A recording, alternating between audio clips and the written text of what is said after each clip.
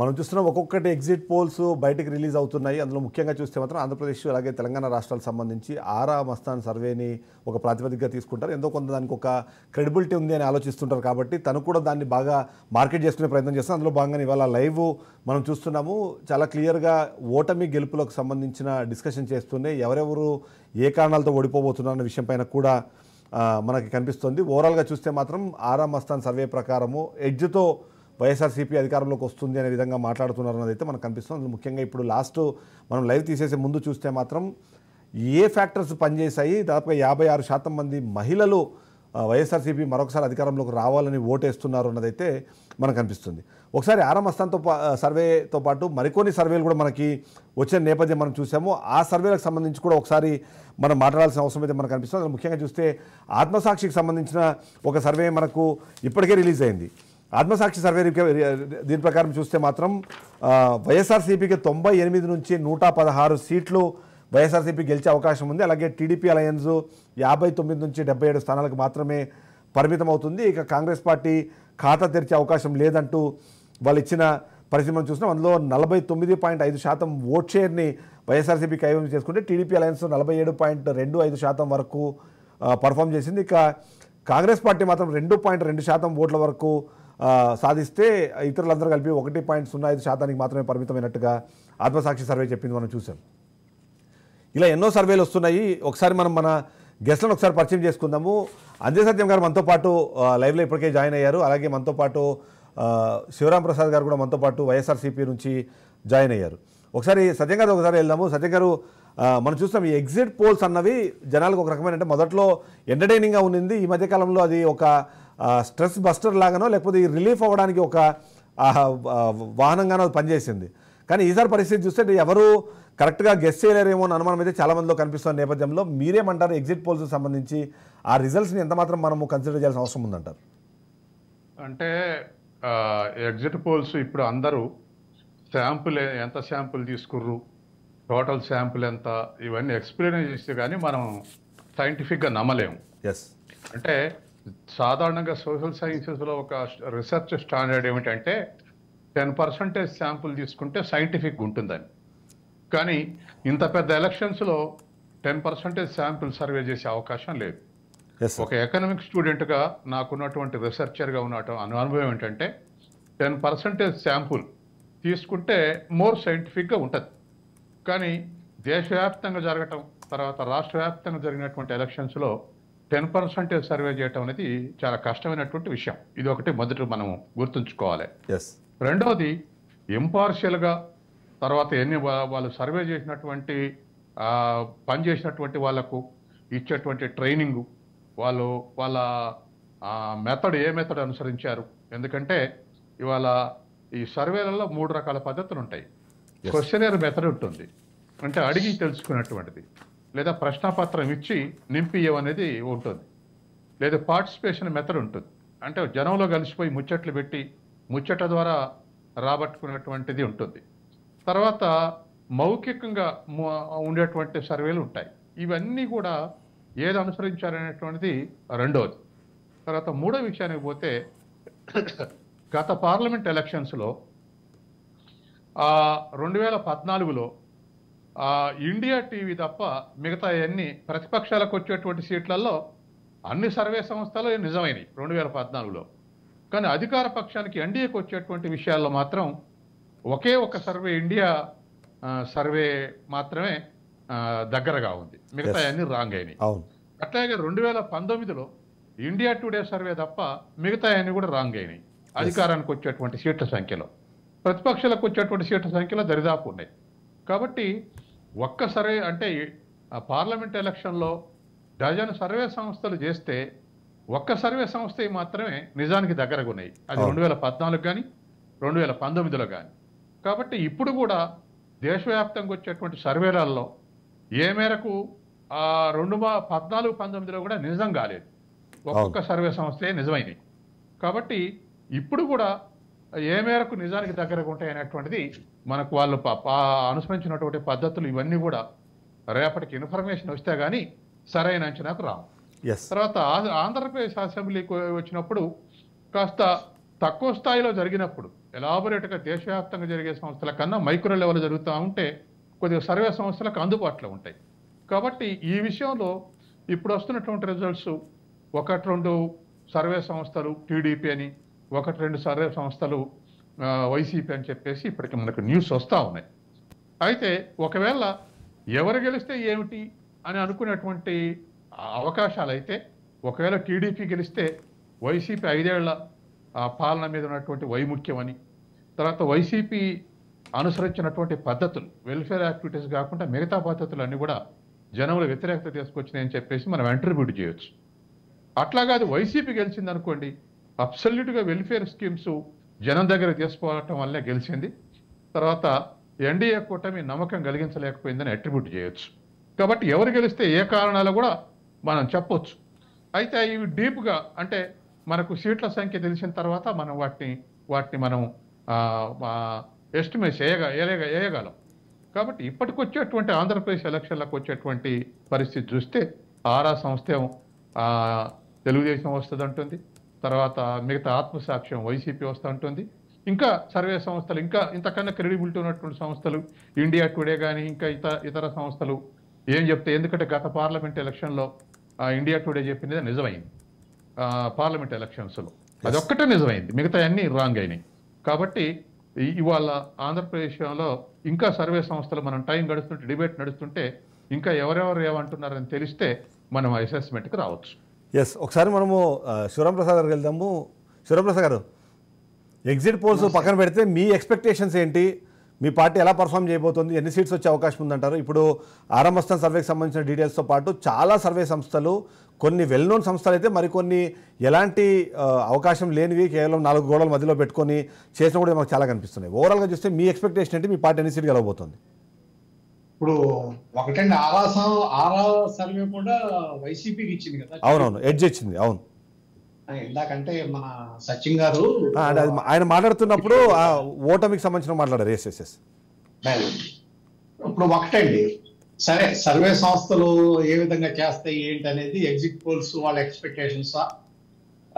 ఇందాక పెద్దలు చెప్పినట్టు వాళ్ళు ఎన్ని శాంపిల్స్ తీశారు, 10% తీశారా తీయలేదా, లేకపోతే సర్వే చేసిన విధానం టెలిఫోన్ ద్వారా చేశారా, ఇవన్నీ అనేక విషయాల ద్వారా జరిగితే కానీ దాన్ని బట్టి ఒక అసెస్మెంట్ రాలేదు. కానీ ఒకటి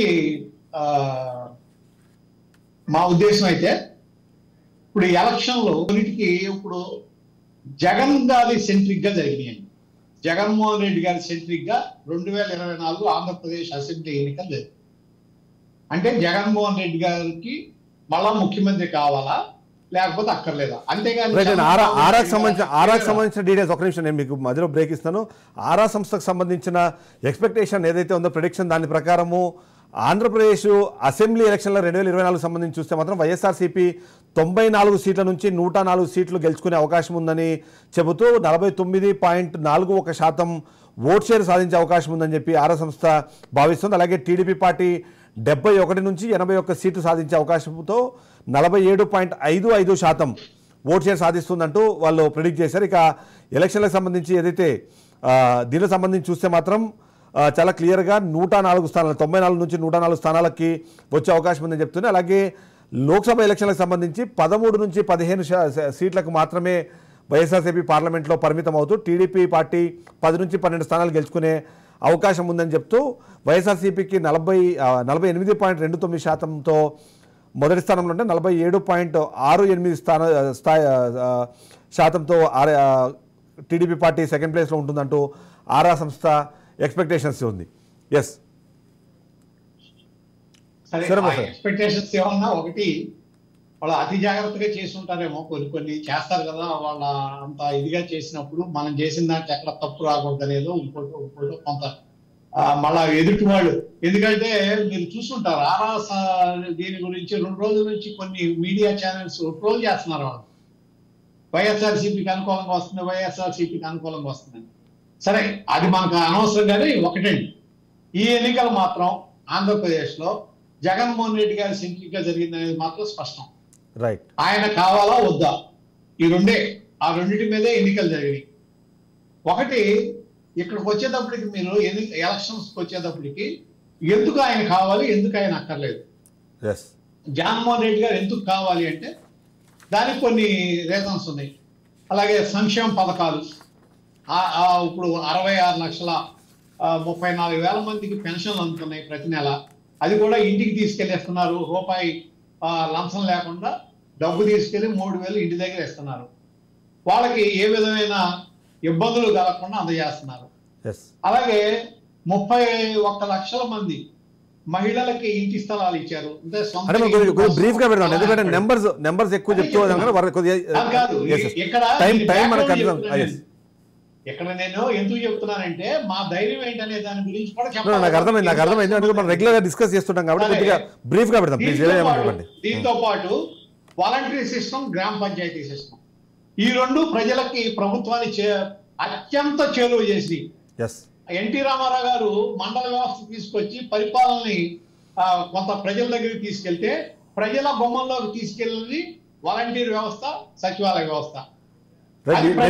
మీకు ఇంకొకసారి ఇక్కడ బ్రేక్ ఇస్తాను. చాణక్య స్ట్రాటజీస్ అనే ఒక సంస్థకు సంబంధించిన రిజల్ట్ మన చేతికి అందింది. దాని ప్రకారము ఏపీలో కూటమికి అధికారం దక్కబోతుంది. 114 నుంచి 125 సీట్లు వాళ్ళు గెలుస్తుంటే వైసీపీ కేవలం 39 స్థానాలకు మాత్రమే పరిమితమయ్యే అవకాశం ఉంది. అలాగే ఒక్క స్థానము కాంగ్రెస్ పార్టీకి వచ్చే అవకాశం ఉందని వాళ్ళు తేల్చారు. అందులో భాగంగా చూస్తే మాత్రం ఓట్ షేర్ 52% కూటమికి వస్తుంటే వైసీపీ కేవలం 43% పరిమితం అవుతే కాంగ్రెస్ పార్టీ 2.5% తీసుకునే అవకాశం ఉంది. ఇతరులు కూడా 2.5% వచ్చే అవకాశం ఉందంటూ వాళ్ళొక రిజల్ట్ పంపిస్తున్నారు, వాళ్ళు ఒక ప్రెడిక్షన్ చేశారు. అందులో కూటమికి 17 నుంచి 18 లోక్సభ స్థానాలు వస్తుంటే వైసీపీ కేవలం 6 నుంచి 7 స్థానాలకు మాత్రమే పరిమితమయ్యే అవకాశం ఉంది అంటూ చాణక్య స్ట్రాటజీస్ సర్వే కూడా తమ రిజల్ట్ని రిలీజ్ చేసింది. దానికి సంబంధించిన విషయం మనం చూస్తున్నాం. అందులో ముఖ్యంగా చూస్తే మాత్రం కూటమికి లోక్సభ స్థానాల్లో శ్రీకాకుళము, విశాఖ, అనకాపల్లి, కాకినాడ, అమలాపురము, రాజమండ్రి, నర్సాపురము, ఏలూరు, మచిలీపట్నం, గుంటూరు, నరసరావుపేట, బాపట్ల, ఒంగోలు, కర్నూలు, అనంతపురం, హిందూపురం, నెల్లూరు స్థానాలని కూటమి కైవసం చేసుకుంటుంది. కేవలం అరకు, నంద్యాల, కడప, తిరుపతి, రాజంపేట, చిత్తూరు మాత్రమే వైసీపీ గెలిచే అవకాశం ఉందంటూ వాళ్ళు ఒక సర్వే రిపోర్ట్ని రిలీజ్ చేశారు. రైట్, ఆరా సంస్థ ఇచ్చిన ఎగ్జిట్ పోల్స్ సంబంధించిన రిజల్ట్స్ ఒకసారి మనం చూద్దాము. అందులో డిస్టర్బెన్స్ కూడా ఒకసారి క్లియర్ చేస్తాము. ఆంధ్రప్రదేశ్ రాష్ట్రానికి సంబంధించి ఏదైతే అసెంబ్లీ నియోజకవర్గాల్లో 94 నుంచి 104 స్థానాలకి గెలిచే అవకాశం ఉందంటూ ఓవైపు చెప్తూనే తెలంగాణ పార్లమెంటుకు సంబంధించి కాంగ్రెస్ పార్టీ 7 నుంచి 8 స్థానాలు, బీఆర్ఎస్ పార్టీ బోని కొట్టట్లేదు, బీజేపీ పార్టీ 8 నుంచి 9 స్థానాలు, అలాగే ఎంఐఎం 1 స్థానంలో గెలుపొందే అవకాశం ఉందంటూ ఆరా సంస్థ తన సర్వేని రిలీజ్ చేస్తే అసెంబ్లీకి సంబంధించి వైసీపీ 94 నుంచి 104 స్థానాలు, టీడీపీ 71 నుంచి 81 స్థానాలు, కాంగ్రెస్ పార్టీ ఓపెన్ చేయట్లేదు ఖాతాని, అలాగే ఇతరులు కూడా 0లో ఉండే అవకాశం ఉందంటూ ఆరా సంస్థ తన రిజల్ట్ని రిలీజ్ చేసింది. ఎస్ శివరామప్రసాద్ గారు. ఎస్ శివరామప్రసాద్ గారు. ఇప్పుడు ఇవన్నీ మాకు అనుకూలమైన అంశాలు వైఎస్ఆర్సీపీకి. అలాగే ఇప్పుడు ఓల్డ్ ఏజ్ పెన్షన్స్ విషయంలో అక్కడ కోర్టులో కేసు వేయించి వాలంటీర్స్ ద్వారా అందకుండా చేసి ఆ వర్గాల గురించి మనం డిస్కస్ చేద్దాం. ఒకసారి విద్యాసాగర్ గారు కూడా మనతో పాటు లైవ్లో జాయిన్ అయ్యారు. ఒకసారి విద్యాసాగర్ గారి దగ్గరికి వెళ్దాము.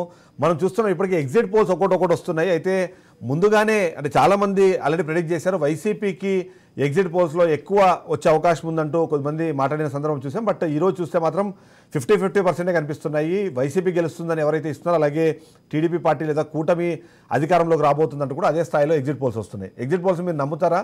నమ్మే క్రమంలో ఏ పాయింట్స్ని కన్సిడర్ చేయాలంటారు? గుడ్ ఈవినింగ్ అండి, అట్లాగే పార్టిసిపెంట్స్ అందరికి కూడా నమస్కారం. ఇక్కడ అంటే నేను చూస్తున్న ఇది ఎగ్జిట్ పోల్స్ చూస్తున్నా, ఇవన్నీ ఊరు పేరు లేని సంస్థలు చాలా వరకు ఉన్నాయి. ఈ ఊరు పేరు లేని సంస్థల గురించి అంటే నేను డిస్కస్ చేయలేను, ఎందుకంటే వాళ్ళ స్ట్రాటజీ ఏంటి, వాళ్ళ కెపాసిటీ ఏంటి, వాళ్ళ ఇది ఏంటి అన్నప్పుడు నాకు డౌట్ఫుల్, సస్పిషియస్ రిజల్ట్ అంతా కూడా. బట్ ఇందులో మనకు 2 ముఖ్యమైనటువంటి ప్రధానమైనటువంటి సర్వే సంస్థలు చేసిన దాంట్లో కూటమి వచ్చింది. ఒకటి ఏబీపీ, 2 సి ఓటర్. అట్లాగే ఇది మన ఆర్టీ అంటే రిపబ్లిక్ టీం. ఇప్పుడు వాళ్ళకు ఒక సెటప్ ఉంది, వాళ్ళకు ఒక స్ట్రాటజీ ఉంటుంది, వాళ్ళ దగ్గర మ్యాన్ పవర్ ఉంటుంది, వాళ్ళ దగ్గర ఒక రకమైనటువంటి సరంజామం అంతా ఉంటుంది, వాళ్ళు పబ్లిక్ లో ఉంటారు. అంటే ఇవన్నీ ఎప్పుడు పుట్టాయి, ఎక్కడ పెరిగాయి, ఏం చేసావో ఏటా మనకేం తెలియదు అంతా కూడా. సో వీటి మీద ఐ డోంట్ బిలీవ్. సో ఇప్పుడు ఒకవేళ మీరు చేశారనుకోండి, మీకు ప్రతి చోట రిపోర్టర్ ఉన్నాడు అనుకుంటాము, లేకపోతే స్ట్రింగర్స్ ఉంటారు అనుకుంటాము, ప్రోగ్రామ్స్, యాక్టివిటీస్ ఇవన్నీ జరుగుతాయి. అట్లా కాకుండా అసలు వాటిని ఈ కొన్ని పేర్లు ఉంటే నాకు అర్థం కావటం లేదు. అంటే ఎవరు వాళ్ళు ఎక్కడి నుంచి వచ్చారన్న దాని మీద నాకైతే తెలీదు. But I don't believe all the survey reports. But aura survey సంస్థ అయితే లోకల్, ఎందుకంటే ఇప్పుడు లోకల్ సర్వే సంస్థలు చెప్పేది ఏంటంటే నేషనల్ లెవెల్లో చూసినప్పుడు వాళ్ళు కలెక్ట్ చేసే డేటా సైజ్ చాలా తక్కువ ఉంటుంది కాబట్టి వాటికన్నా లోకల్ వాళ్ళు చేసే శాంపుల్ సైజ్ ఎక్కువ ఉంటుంది అన్నది ఒక డిస్కషన్ జరుగుతూ ఉంటుంది. That is not correct strategy. ఏంటంటే అసలు క్రెడిబిలిటీ ఏంటి, చేశారా లేదా, ఎవరు వాళ్ళు, దానికి బ్యాక్గ్రౌండ్ ఏంటి, అది వాళ్ళకు ఉన్నటువంటి ప్రీవియస్ హిస్టరీ ఏంటి, వాళ్ళకు ఉన్నటువంటి క్రెడిబిలిటీ ఏంటి, ఆ సంస్థకు ఉన్నటువంటి ఫైనాన్షియల్స్ ఏంటి, వాళ్ళకి ఎందుకోసం చేశారు, ఎవరి కోసం చేశారు, తెర నిజంగానే చేశారా, దానికి ఏమైనా సంస్థ ఉందా, ఇవన్నీ చాలా అంశాలు వస్తాయి. వాళ్ళు లోకల్ సంస్థలు అయితే చాలా ఎక్కువ చేస్తారు, పైన ఉన్న వాళ్ళు అయితే చాలా తక్కువ చేస్తారు. ఇదంతా అబద్ధం అండి, ఇదంతా కూడా. ఎందుకంటే మీరు ఏ పొలిటికల్ స్ట్రాటజీ ప్రకారం తీసుకున్నా కూడా లోకల్ ఆరా సంస్థ అన్నది ఆయన చాలా తెలివిగా ఇచ్చాడు. ఆయన చూపిస్తున్నది 0.3% vote percentage between the winning and loser. అది అంత ఎడ్జ్ లో 0.3% ఎడ్జ్ లో ఎక్కడ నడవదని. సో ఇటు చెడ్డ కాకుండా అటు మంచి కాకుండా ఏమైనా జరగచ్చు అనే లెవెల్లో ఇచ్చారు. సో అదంతా కూడా ఏమంటే ఆయన డే 1 నుంచి కూడా, ఇప్పుడు పవన్ కళ్యాణ్ విపరీతమైన మెజార్టీతో గెలుపుతున్నారు అంటారు, జనసేనకు 2 సీట్లు వస్తాయంటారు. ఇవన్నీ కూడా ఎట్లుంటది అంటే కూడా ఏం ఆరా సంస్థలు ఎంత లోకల్ అయినా కూడా దట్ ఈస్ నాట్ కరెక్ట్. చాలా ఫ్యాక్టర్స్ ఉన్నాయి. వైసీపీ ఓడిపోవడానికి, కూటమి అధికారం రావడానికి చాలా ఫ్యాక్టర్స్ ఉన్నాయి. సో ఫ్యాక్టర్స్ ని ఫైండింగ్ చేసేదానికి, లేకపోతే సర్వే సంస్థలు క్రెడిబిలిటీ ఉన్న సంస్థలు మనం ఏదైనా మాట్లాడితే అది కరెక్ట్. కానీ మనము ఏంటి అంటే స్టాంటిటీ ఏంటి అన్న దాని మీద క్వశ్చన్ మార్క్ ఇక్కడంతా కూడా. ఇప్పుడు ప్రెస్టీజియస్, ఇప్పుడు India today is a prestigious. వాళ్ళు సౌత్ ఇండియాలో 4 స్టేట్ రిలీజ్ చేశారు, ఇంకో స్టేట్ ఆంధ్ర రిలీజ్ చేయాల్సి ఉంది. బట్ నేను ఏదైతే అనుకున్నాను, తమిళనాడు ఏదైతే అనుకున్నానో సేమ్ నెంబర్ వచ్చింది. అట్లా కేరళలో ఏ నెంబర్ అనుకున్నానో సేమ్ నెంబర్ వచ్చింది. నేను అనుకున్నది, నేనేమి సర్వే చేయలేదు, బట్ నా ఆలోచన వరకు మాత్రమే చెప్తున్నాను. నేను నా అంచనా ప్రకారం అది ఆల్మోస్ట్ ±5% అంతే ఉంది. అట్లాగే తెలంగాణలో అంతే ఉంది. ఇప్పుడు బీహార్ ఇచ్చారు, బీహార్ నేనేమి చూడలేదు. బట్ సౌత్ ఇండియాలో తీసుకున్నప్పుడు ఒకటి ఉంది, దానికి ఒక ఆలోచనకు దగ్గరగా ఉంది. వీళ్ళు చేసే సర్వే సంస్థలకు ఉన్నటువంటి లీగల్ స్ట్రాటజీ ఎంత, వాళ్ళ కెపాసిటీ ఎంత, వాళ్ళు ఎంత తీసుకున్నారు, తిరిగారా లేదా, తిరగకుండానే చేశారా ఏంటి అంటే. ఒకసారి ఇంటరప్ట్ చేస్తాను. జన్మత్ పోల్స్ ఏదైతే దేశవ్యాప్తంగా ఒక క్రెడిబుల్ సంస్థగా ఉందో అది జన్మత్ పోల్స్ కూడా తమకు సంబంధించిన ప్రిడిక్షన్స్ రిలీజ్ చేసి అందులో భాగంగా చూస్తే మాత్రం వైఎస్ఆర్సీపీ 95 నుంచి 103 స్థానాల్లో గెలిచే అవకాశం ఉంటే టీడీపీ అలయన్స్ కేవలం 67 నుంచి 75 స్థానాలకు మాత్రమే పరిమితమవుతుందని చెప్తూనే వైఎస్ఆర్సీపీకి 51% ఓట్ షేర్ వచ్చే అవకాశం ఉంది. అలాగే 45%కి టీడీపీ అలయన్స్ అక్కడ కంట్రోల్ అవుతుంది. అలాగే కాంగ్రెస్ పార్టీకి కూడా 2% ఓట్ షేర్ వచ్చే అవకాశం ఉందంటూ వాళ్ళు ఒక సర్వే రిపోర్ట్ని రిలీజ్ చేశారు. దానికి సంబంధించిన అప్డేట్ కూడా మనం ప్రజలకు ఇచ్చే ప్రయత్నం చేద్దాం. ఎస్ విద్యాసాగర్ గారు. అంటే ఇప్పుడు సర్వే సంస్థలు టాప్ 1 to 10 తీసుకోవాలి. ఇప్పుడు కూడా టాప్ 1 to 10 తీసుకున్నప్పుడు ఇప్పుడు ఈ రోజు మీరు చూసారంటే గత నెల రోజుల నుంచి దాదాపు ఎన్ని వేలాది సంస్థల పేరు మీద యూట్యూబ్ లో పెట్టగలిగేటోడు, మాట్లాడగలిగేటోడు, ఆ నెంబర్ ఈ నెంబర్ అతికిచ్చి చెప్పిన చాలా మంది ఉన్నారు, పబ్లిష్ చేసే వాళ్ళు చాలా మంది ఉన్నారు. But what is the credibility of the organisation? That is the main important. 100% నేను దాని మీద కంపల్సరీ ఏకీభవిస్తాను.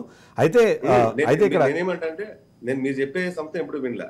లాస్ట్ ఇయర్ 2019 ఎలక్షన్స్ లో మీరు ఎన్డీటీవీ కానివ్వండి, ఇండియా టుడే కానివ్వండి, ఇలాంటి కొన్ని సర్వీస్ ఏవైతే సీ ఓటర్ కానివ్వండి, ఏబీపీ కానివ్వండి, లాస్ట్ టైం వైసీపీ వస్తాయని అదే సర్వీస్ సంస్థలు ఈ రోజు టీడీపీ వస్తుంది, కూటమి వస్తుంది అని చెప్పి చెప్తున్నాయి. అండ్ నేనేమంటానంటే దే ఇన్వెస్ట్, డబ్బులు వాళ్ళు ఇన్వెస్ట్ చేస్తారు. అంటే రకరకాలుగా టెక్నాలజీ వాడతారు, మ్యాన్ పవర్ వాడతారు, క్వశ్చనీర్ ఉంటది, టెలిఫోనిక్ ఉంటది, రకరకాలుగా ఉంటది అనమాట వాళ్ళది. దాన్ని ఆధారంగా చేసుకొని మనము ఏదైనా క్రెడెన్షియల్స్ ఈరోజు కూటమి గెలుస్తుందా లేదా, వైసీపీ గెలుస్తుందా లేదా, దట్ ఈస్ ఇమ్మెటీరియల్. నేను ఓన్లీ ఏం మాట్లాడుతున్నానంటే సర్వే సంస్థల క్రెడిబిలిటీ లేని సంస్థల గురించి అసలు అన్వాంటెడ్. అంటే నేనేమంటే అంటే ఎస్ మీరు అన్నట్టు ఏంటంటే ఖచ్చితంగా క్రెడిబుల్ ఉన్న వాటిని 4 మాట్లాడాలి అంటే కొద్ది కష్టం. 4 తీసుకుందాం. అందుకే లోకల్లో క్రెడిబుల్ ఉన్న కొన్ని వాటిని కూడా మనము ఎవరికన్నా ఇవ్వనివ్వండి, దట్ ఈస్ ఇమ్మెటీరియల్. రైట్, వాళ్ళ సర్వే ఎవరికన్నా that is immaterial. What is the credibility? ఇప్పుడు నేను ఏం చెప్తానండి, ఒక 10,000 20,000 పెట్టుకొని ఒక ఆర్గనైజేషన్ రిజిస్టర్ చేసేసుకొని నా ఇష్ట ప్రకారం నేను సర్వే పెట్టించుకుంటానంటే అది నెట్ లో చూస్తే డీటెయిల్స్ వస్తాయి. But what is the reality picture అనుకుంటే it is a zero. But నేను చూస్తున్నటువంటి ఆంధ్రాలో ఆరా అన్నది ఇటు ఉంది అటు ఉంది. అది ఆయన ఏమి స్లైడ్ ఏమి ఇవ్వలేదు, స్లైడ్ లేదు అక్కడ, పాయింట్ లేకపోవచ్చు. స్లైడ్ ఉండాల్సిన అవసరం కూడా లేదు కదా. Nobody can predict. స్లైడ్ ఉండాలి అన్నది ఏం లేదు, బట్ వాళ్ళ ప్రిడిక్షన్ లో అంత స్లైట్ ప్రిడిక్షన్ అనేది 3% కావచ్చు, మీరు కావచ్చు, ఇక్కడ కూర్చొని 0.3% అనేది నోబడీ కెన్. 0.3% కాదనుకుంటా, ఒకసారి 3% ఓట్ చేయండి చూడండి కావాలంటే. అందులో 2% కాంగ్రెస్ కి ఇస్తే 49.41% వైఎస్ఆర్సీపీకి ఇస్తే 47.55% టీడీపీకి ఇచ్చారు. అదర్స్ అంటే 47.55, 49.55 అంటే ఇప్పుడు ఎంత వచ్చిందండి? 2%, తప్పు 1.9%. 1.9%. 2014 కూడా అదే కదా దాదాపుగా. 2014లో 10% ఉంది, 9.75% ఉంది. దేనికి అది అప్పుడు ఏమైనా ప్రిడిక్ట్ చేయగలుగుతారు?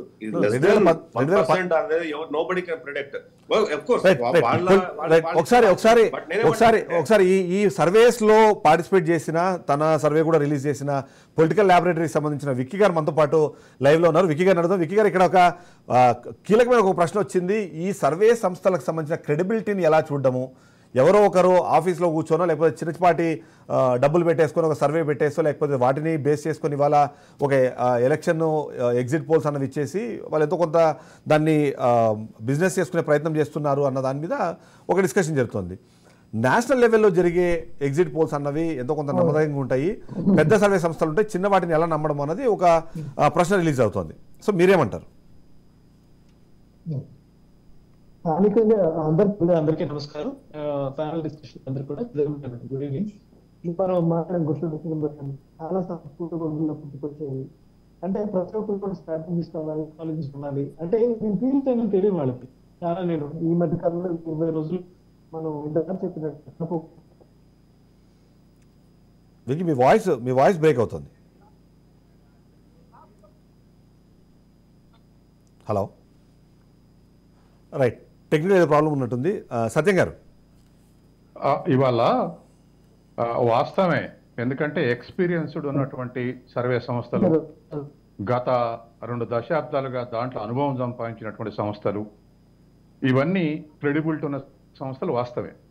ఇదే సందర్భంలో కొత్త సంస్థలు కూడా వాళ్ళ శాంపుల్ కలెక్షన్స్ సైంటిఫిక్గా ఉంటే వాళ్ళవి కూడా దగ్గర ఉండొచ్చు. తర్వాత రెండోది ఏమిటంటే, జనరల్గా పొలిటికల్ పార్టీస్ ఎంకరేజ్ చేసేటువంటి సర్వే సంస్థలు, అఫిలియేటెడ్ సర్వే సంస్థలు, వీళ్ళందరూ కూడా వాటికి పాజిటివ్ ఇంప్రెషన్ క్రియేట్ చేయడానికి ఎలక్షన్ షెడ్యూల్ రాకముందు ప్రకటించే వాటిలలో ఇటువంటి మోటివేషన్ ఉంటాయి, రాంగ్ మోటివేషన్ తోటి సర్వే చేసేటువంటి ఉంటాయి. కానీ పోస్ట్ పోల్ అంటే ఇప్పుడు ఎగ్జిట్ పోల్స్ సాధారణంగా అందరూ కరెక్ట్ ఉండి క్రెడిబిలిటీ సంపాదించడానికే ప్రయత్నం చేస్తూ ఉంటారు. కాబట్టి జనరల్గా ప్రీపోల్ సర్వేస్ అయితే అట్లా మోటివేటెడ్ అయి ఉంటాయి, రాంగ్ మోటివేషన్ తోటి ఉంటాయి. కానీ ఎగ్జిట్ పోల్స్లో రాంగ్ మోటివేషన్ ఉంటే వాళ్ళ క్రెడిబిలిటీ పోదు.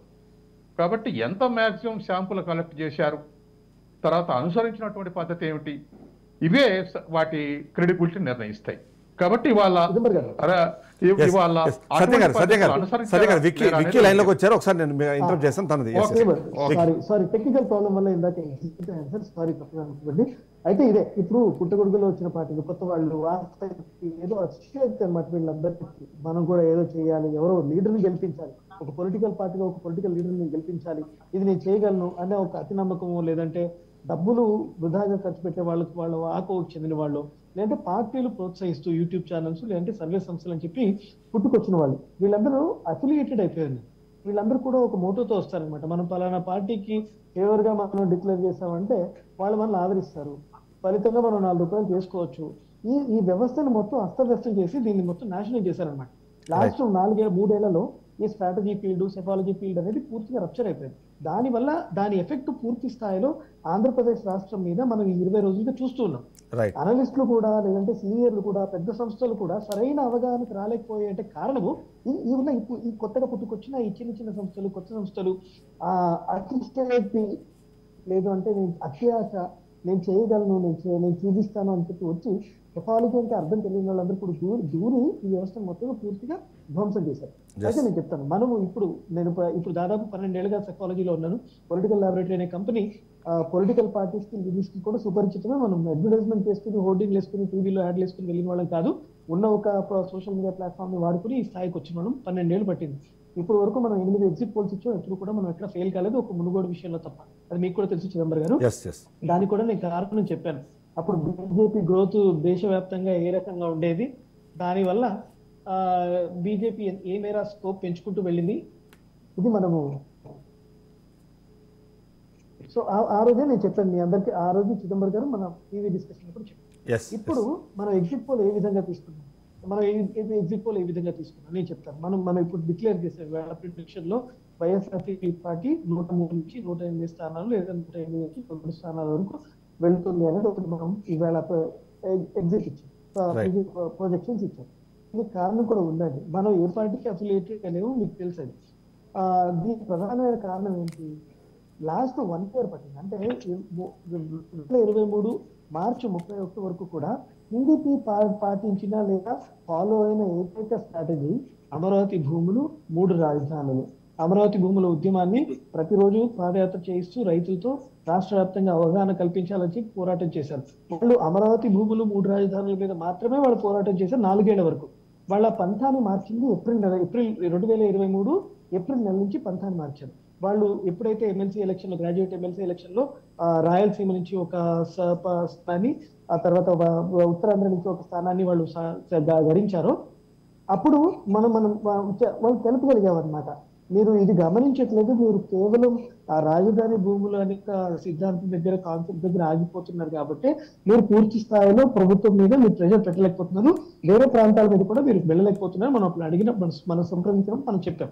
ఏప్రిల్ నుంచి వాళ్ళు స్ట్రాటజీ వచ్చిన తర్వాత పవన్ కళ్యాణ్ గారు రావడం, పవన్ కళ్యాణ్ గారు అంతకు ముందు వరకు కూడా నేను సీఎం అవుతానన్నా అని చెప్తూ ఉన్న పవన్ కళ్యాణ్ గారు కూటమికి ఇంపార్టెన్స్ ఇచ్చి చంద్రబాబు నాయుడు గారిని సీఎం గా ప్రతిపాదిస్తూ ఆయన చేతులు కలపడము, చివరి నిమిషంలో కూడా పూర్తి అంగీకారం తెలపడం, ఇవన్నీ ముందుగా జరగాల్సింది. ఒక 2 ఏళ్ళు 2.5 ఏళ్ల క్రితం ముందు జరుగుంటే ఖచ్చితంగా టీడీపీ ఈ రోజు ఇంకా బలంగా ఎదిగేది. ఇప్పుడు మనం టీడీపీకి అలయన్సెస్ కి మొత్తము 67 నుంచి 75 స్థానాలు ఇచ్చాము. అది కూడా ఎందుకు అంటే మనం ఇది ఫీల్డ్ నుంచి వచ్చింది. ఎగ్జిట్ పోల్ ఇందాక ఒకరు అడిగారు పెద్ద ఆయన, వారు ఏమన్నారు, ఎగ్జిట్ పోల్ విధానం అవలంబిస్తారు వాళ్ళు, దాన్ని ఏమైనా మనుషులు పెడతారా, లేదంటే ఊరికి అడ్డగోలుగా రాయడమేనా అన్నట్టు మంచి ప్రశ్న. యాక్చువల్ గా నేను కూడా చెప్తున్నాను, ఎలాగ మనం ఎగ్జిట్ పోల్ చేసిన విధానం చెప్తున్నాను. ఎగ్జిట్ పోల్ ఈ వచ్చిన వాళ్ళని మనం సంప్రదించే ప్రయత్నం చేస్తాం. వచ్చిన తర్వాత వాళ్ళ తీరుతెందు, వాళ్ళు వెళ్లే ముందు ఏ టెంట్ దగ్గరికి వెళ్ళారు, ఏ పార్టీ ప్రతినిధుల దగ్గరికి వెళ్ళి లోపలికి వెళ్ళి వచ్చారు, ఇదంతా ట్రైనింగ్ ఉంటుంది. ఇదంతా ఈజీగా మనం అనలైజ్ చేయడం కాదు.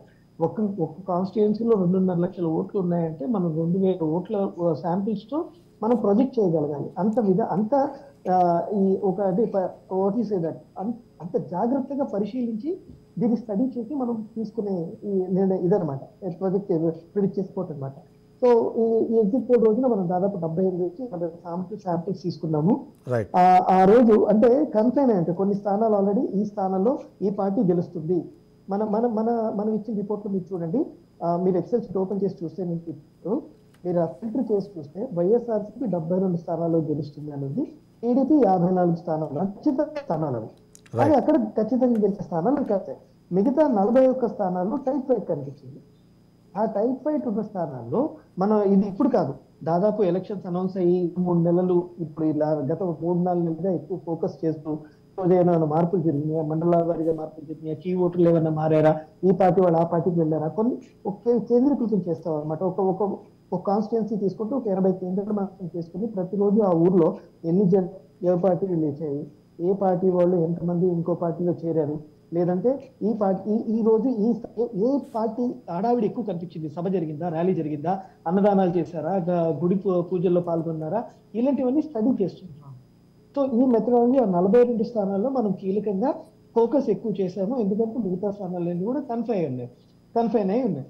సో ఈ 42 ఆ 110 స్థానాలతో పాటు ఈ 42 స్థానాలు ఫోకస్ చేసుకుంటూ మనం లాస్ట్ 1 month పోలింగ్ కి ఒక వారం రోజుల ముందు ఇవన్నీ జాగ్రత్తగా పరిశీలించుకుంటూ వచ్చినప్పుడు మనకు తెలిసింది ఏంటి అంటే వైఎస్ఆర్సీపీ ట్రిపుల్ డిజిట్ కి వచ్చే అవకాశాలు కనిపించినాయి అని చెప్పి మనకు తెలిసింది ఇచ్చాము.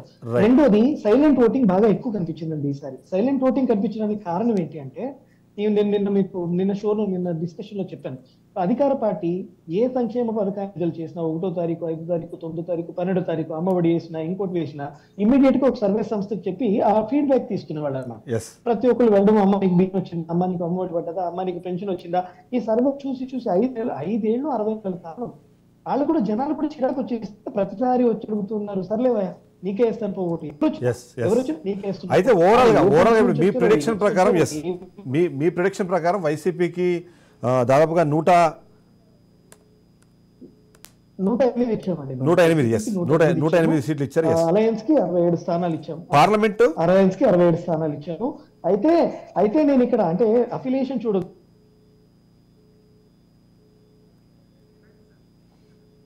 రైట్ సత్యం గారు.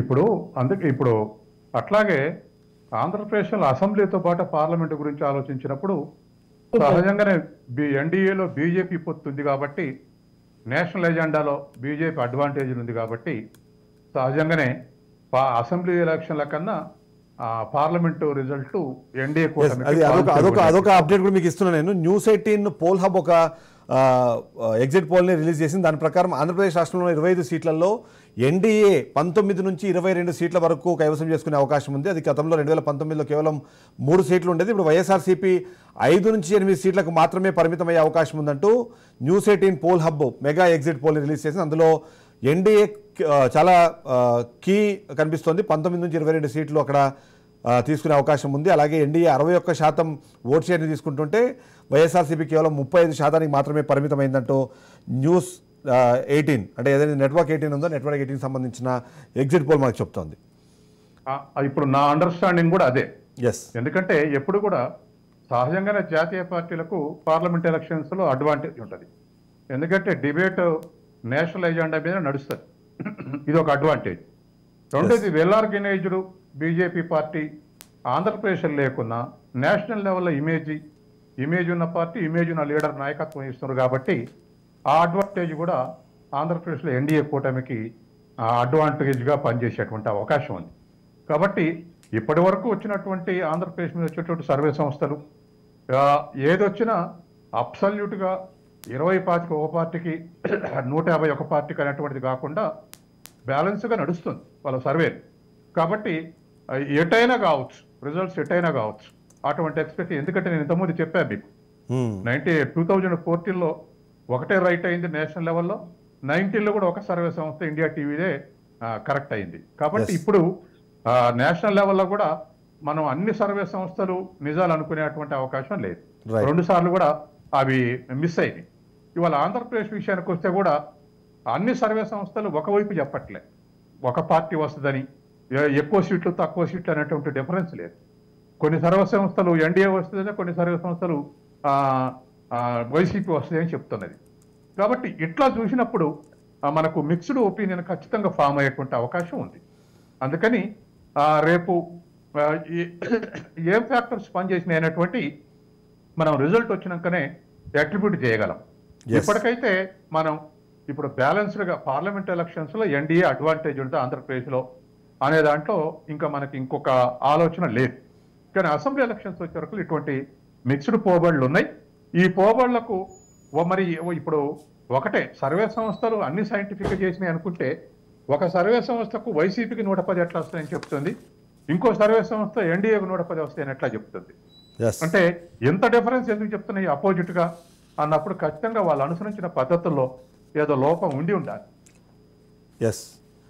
ఓవరాల్ చూస్తే మాత్రం నేషనల్ సంబంధించి చూస్తే ఒకసారి ఓవరాల్గా అయితే మాత్రం అందరూ ఎన్డీఏకి ఎడ్జ్ ఇస్తున్నారు. ఆల్మోస్ట్ ప్రతి ఒక్కరు ఆ మ్యాజిక్ ఫిగర్ని దాటి 40-50 సీట్ల వరకు కూడా పెరిగే అవకాశం ఉందని చెప్తున్నారు. ఎందుకంటే ఒకసారి మనము రిపబ్లిక్ పీమార్గ్కి సంబంధించి చూసి ఎన్డీఏ 359 సీట్లు వచ్చే అవకాశం ఉంది. ఇండియా కూటమి కేవలం 154 స్థానాలకు మాత్రమే పరిమితం అవుతాయి. ఇతరులు 30 స్థానాలు గెలిచే అవకాశం ఉందని చెప్తుంటే, మరోవైపు India news D dynamics company మాత్రం ఇండియాకి 371 స్థానాలు, ఇండి కూటమికి 125 స్థానాలు, ఇతరులు 47 స్థానాలు. అలాగే రిపబ్లిక్ టీవీ ఎన్డీఏ 359, ఇండియా కూటమికి సంబంధించి 154, ఇతరులు 30 ఉంటే, మాట్రీ సంస్థ మాత్రం ఎన్డీఏకి 353 నుంచి 368 స్థానాలు, ఇండి కూటమికి 118 నుంచి 133, ఇతరులు 43 నుంచి 48 స్థానాలు. జన్ కీ బాత్ మాత్రం ఎన్డీఏ 362 నుంచి 392, ఇండి కూటమికి 141 నుంచి 161, అలాగే ఇతరులు 10 నుంచి 20 స్థానాలకి ఉంటారని చెప్తే, మరొకటి ఏబీపీ సి ఓటర్కి సంబంధించిన రిజల్ట్ కూడా మనకు వచ్చింది. దాని ప్రకారం ఏబీపీ సి ఓటర్ ప్రకారం వైసీపీకి 97 స్థానాల నుంచి 108 స్థానాలు వచ్చే అవకాశం ఉంటే, ఎన్డీఏ 67 నుంచి 78 స్థానాలు మాత్రమే పరిమితం అవుతున్నట్టు ఏబీపీ సి ఓటర్ సంస్థకు సంబంధించిన రిజల్ట్ మనకి కనిపిస్తోంది. ఎస్ విద్యాసాగర్ గారు, ఏబీపీ సి ఓటర్ కూడా మీరు తప్పు చదివినట్టున్నారు. ఏబీపీ సి ఓటర్ గానీ, రిపబ్లిక్ డే గానీ, ఇండియా టుడే, రిపబ్లిక్ డే ఇంకా రిలీజ్ చేయలేదండి.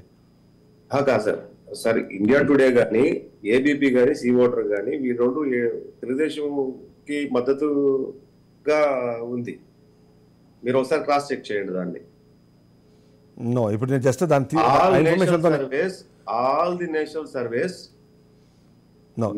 సర్వేస్ అన్ని కూడా, ఏ ఒక్క ఛానల్ కూడా ఇచ్చిన రిపోర్ట్ లో ఏబీపీ సి ఓటరు లోక్సభ 19 నుంచి 21 టీడీపీ కూటమి, 97 నుంచి 108, 105 నుంచి 114. ఇప్పుడు ఇక్కడ నా ముందర డిస్ప్లే అవుతుంది.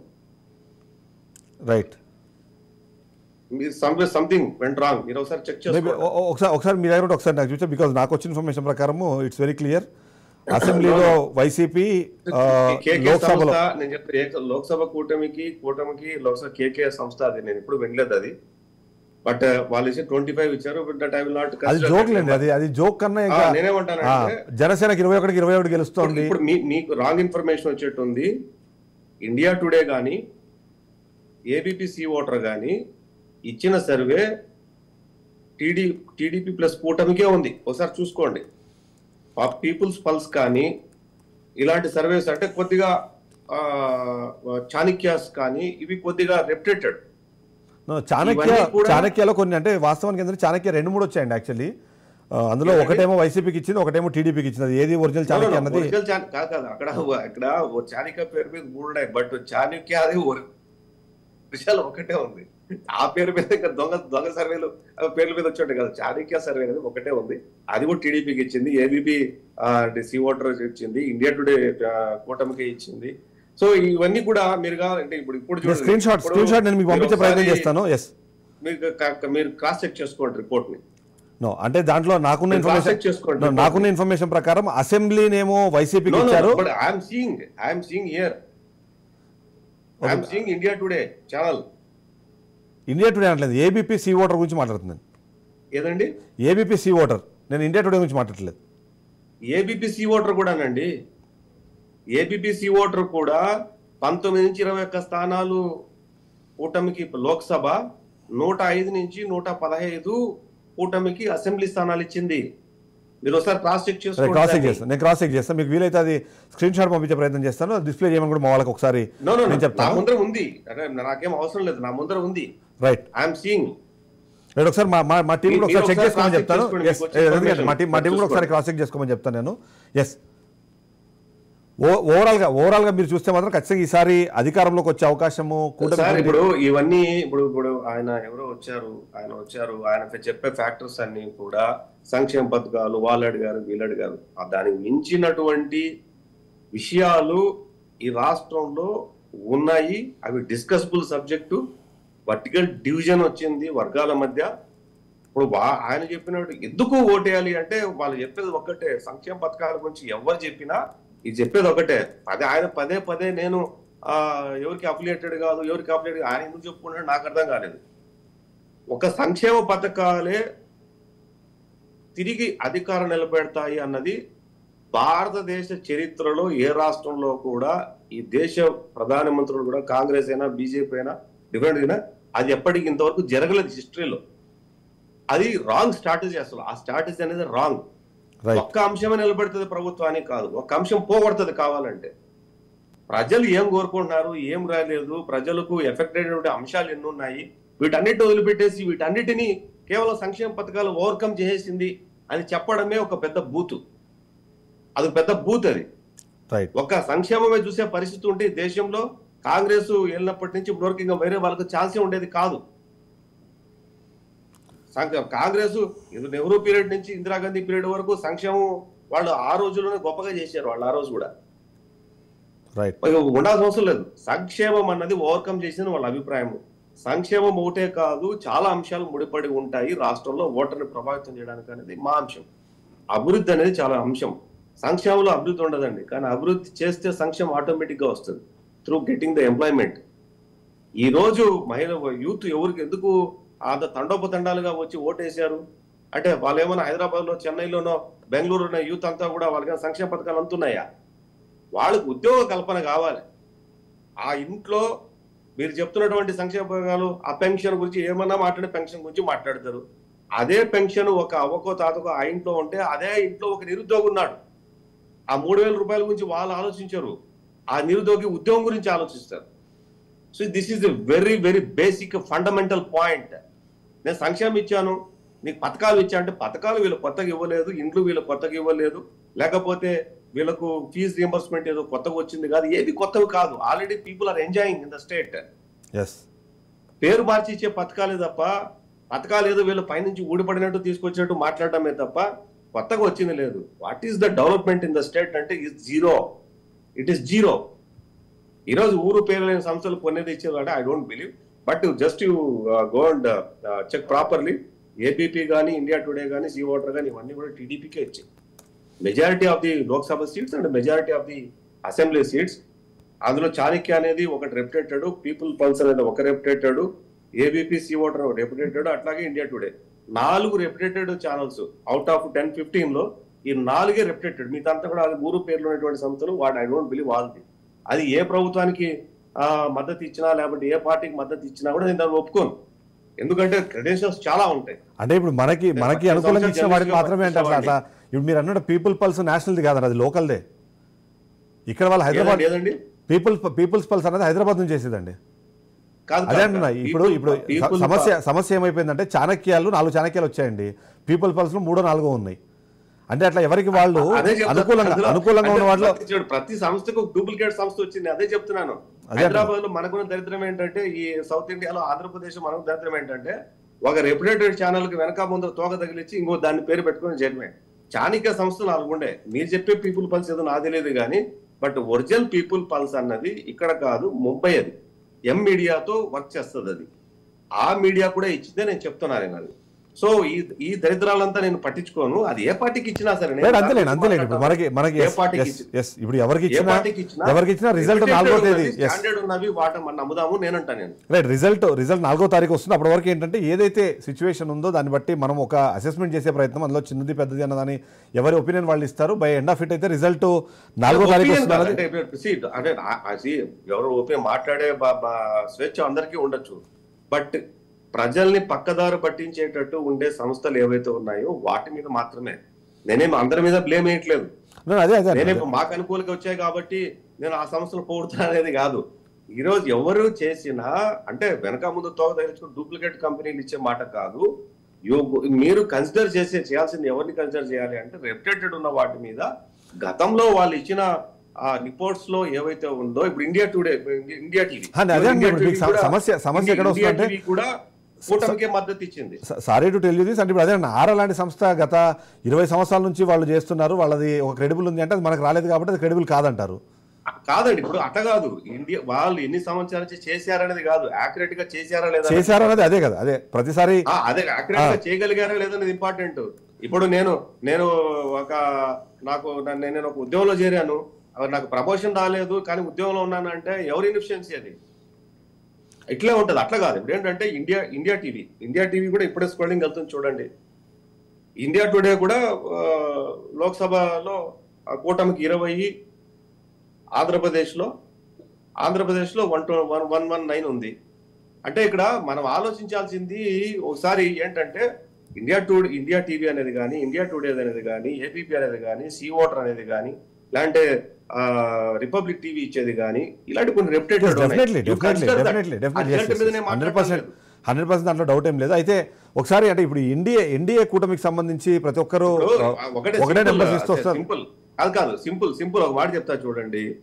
ఇప్పుడు మీరు ఏ ఛానల్ తీసుకున్నా సరే ఆల్ ది ఛానల్స్ అన్ని ఎన్డీఏకి పట్టం కట్టే కదా.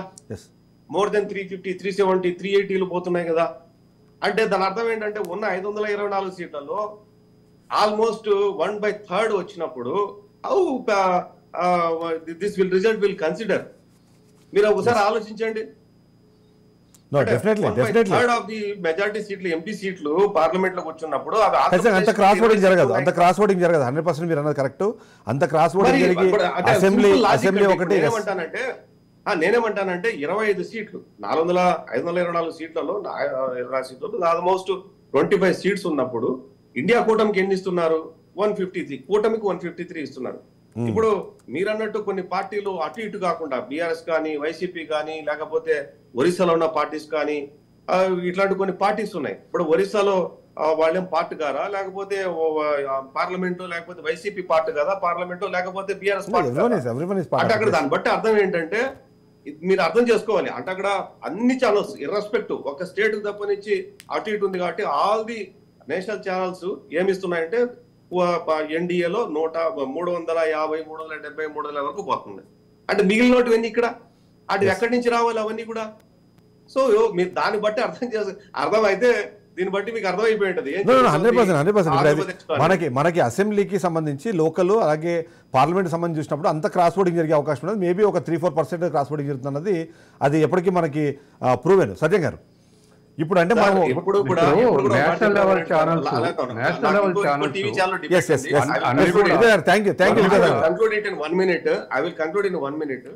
Sir less than 1% or less than 1.5% vote percentage ని అది ఎంత క్రెడిబిలిటీ ఉన్న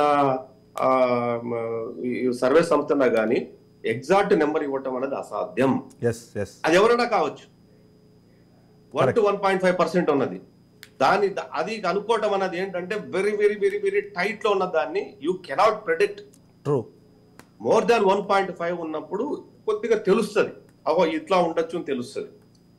సో వెరీ కీన్ కాంటెక్స్ట్ లో ఇచ్చేటువంటి అది ఏ సంస్థ ఇచ్చినా కూడా సో దాన్ని don't consider you consider it is 50-50%. yes you are right. Okay, thank you sir. Thank you సత్యం గారు చెప్పండి. ఎస్ ఇప్పుడు ఏదైతే ఇండియా కూటమికి సంబంధించి మన ఎన్డీఏ కూటమికి సంబంధించి వన్ సైడెడ్గా మొత్తం రిజల్ట్స్ మనకు కనిపిస్తూ ఉన్నాయి. ఎక్కడ చూసినా 350+ సీట్లనే చూపిస్తున్న నేపథ్యంలో ఈ ఎన్డీఏ కూటమి ఈ స్థాయిలో పర్ఫామ్ చేస్తుంది. కానీ మనం 2 రోజుల క్రితం వరకు లేకపోతే ఎగ్జిట్ పోల్స్ వచ్చే ముందు వరకు చూస్తే మాత్రం ఈసారి గడ్డు కాలం ఉండబోతుంది అనే విధంగా మనం విన్నాం.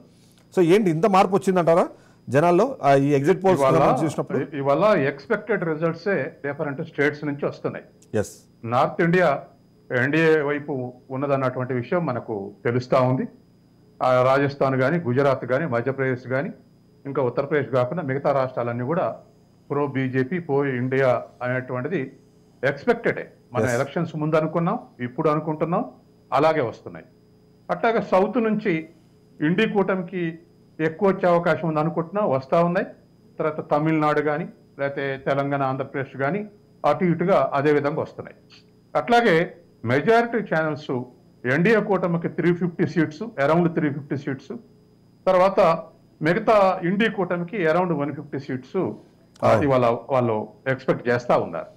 తర్వాత జనరల్ అభిప్రాయం కూడా ఏదైనా అనూహ్యమైనటువంటిది ప్రజల్లో రేకెత్తగలిగారు ఇండియా కూటమి అనేటువంటిది ఏదైనా ఉన్నదా అనేటువంటి ఒక డౌట్ ఉండేది. ఇప్పుడు ఆ డౌట్ క్లియర్ అయింది. ఎందుకంటే అది ఆల్టర్నేటివ్ లీడర్ లేడు కాబట్టి మోడీనే అనుకోవటం, జనం అనుకోవటం ఒకటి. రెండవది నార్త్ ఇండియాలో ప్రో ఎన్డీఏ కూటమి అనేటువంటిది వారసత్వంగా వస్తున్నటువంటి గత 3 ఎలక్షన్స్ వస్తున్నటువంటి అదే విధంగా కొనసాగుతా ఉంది. కాబట్టి ఒకవేళ రాష్ట్ర ఎలక్షన్స్ లో ఏదన్నా ఎజెండా మారితే, వ్యక్తులు మారితే, లీడర్స్ మారితే అటు ఇటు కావచ్చు. కానీ ఇవాళ నేషనల్ ఎలక్షన్స్ ఖచ్చితంగా ఎన్డీఏకి అడ్వాంటేజ్ ఉంటుందని అందరూ ఎక్స్పెక్ట్ చేసింది, అట్లాగే వస్తున్నాయి. ఎక్స్పెక్టేషన్ ప్రకారం వస్తున్నాయి. అయితే గుజరాత్లో మనం చూస్తే clean sweep, NDA clean sweep చేస్తోంది. అంతేకాకుండా బెంగాల్లో కూడా బీజేపీదే పై చేయి ఉంటుందంటూ ఇప్పుడు ఎగ్జిట్ పోల్స్ ఒక అనాలిసిస్ చేస్తున్నాయి, లేకపోతే ఒక ప్రొజెక్షన్ ఇస్తున్నాయి. దాన్ని ఎలా చూడాలంటారు? బెంగాల్లో ఇండి కూటమి చీలిపోయి ఉన్నది. ఎందుకంటే కాంగ్రెస్ లెఫ్ట్ ఒక ఫ్రంట్ గా పోటీ చేశారు, తర్వాత మన తృణమూల్ కాంగ్రెస్ టీఎంసీ వేరేగా పోటీ చేశారు. సహజంగానే గతంలోనే దరిదాపు డి అనే స్థాయిలో బీజేపీ గెలుచుకుంది, 17-18 స్థానాలు గెలుచుకుంది బెంగాల్ నుంచి 42లో.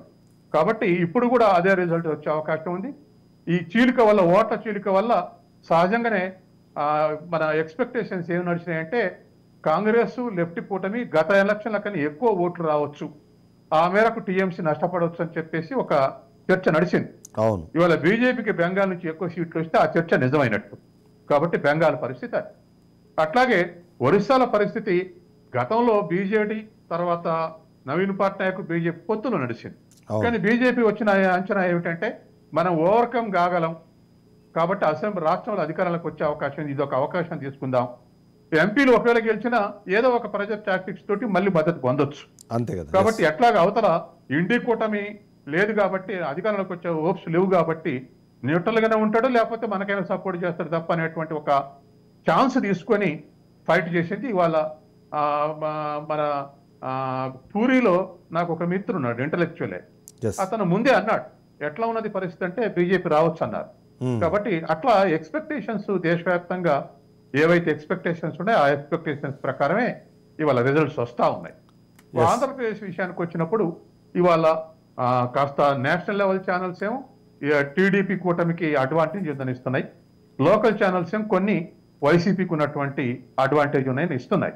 కాబట్టి ఏది నిజం అనేటువంటిది ఇంకొంత మనకు ఎక్స్పెక్ట్, అదే యాక్చువల్లీ ఇంకా కన్ఫ్యూజన్ క్రియేట్ చేశారు. ఎందుకంటే సీ ఓటర్ లాంటి సంస్థ ఆంధ్రప్రదేశ్లో ఏమో అసెంబ్లీ ఏమో వైసీపీ గెలుస్తుందని చెప్తుంది, కానీ అదే పార్లమెంట్కి వెళ్ళినప్పుడు 20 స్థానాలు, 21 నుంచి 25 స్థానాల పాటు, అంటే మొత్తం క్లీన్ స్వీప్ దిశగా ఎన్డీఏ ఉండబోతోంది.